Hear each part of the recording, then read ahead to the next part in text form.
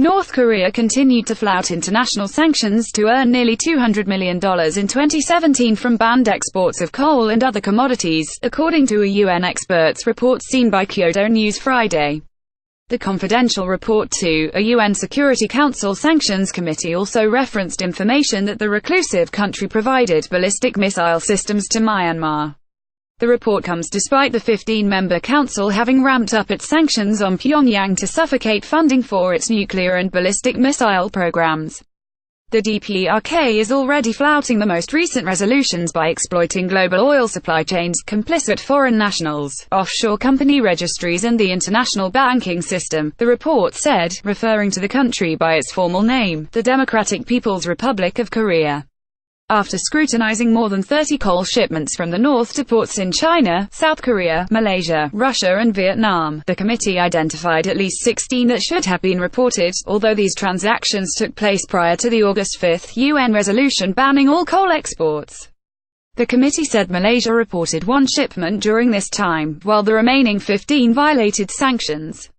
It chalked up the majority of these failures to falsified paperwork accompanying the coal that claimed its origin as countries other than the DPRK.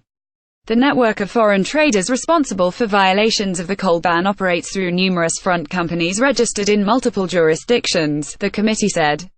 It pointed out extensive use of a combination of multiple evasion tactics including indirect routes, detours, loitering, false documentation, transshipment through third countries and other methods to obfuscate routes and hide the origin of North Korean coal.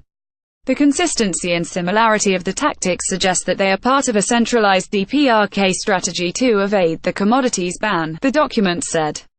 Apart from coal, it accused North Korea of continuing to export almost all the commodities prohibited in the resolutions, with major sources of revenue coming from banned trade in resources such as iron and steel as well as iron ore. Over the past year, North Korea has been subject to 3 Security Council resolutions imposing sanctions for detonating its 6th and most powerful nuclear test as well as a spate of ballistic missile tests showing signs of advanced technology.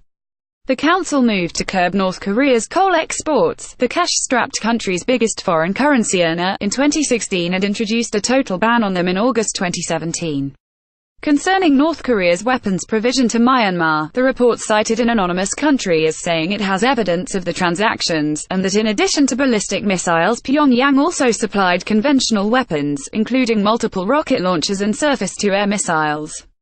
The committee also investigated cases of ship-to-ship transfers of petroleum products in violation of the UN sanctions and found that the network behind these vessels is primarily based in Taiwan, the report said.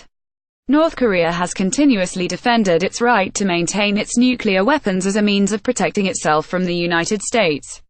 It sees Washington as a threat, and especially objects to the annual military drills that it jointly conducts with South Korea, which typically increase tensions in the region.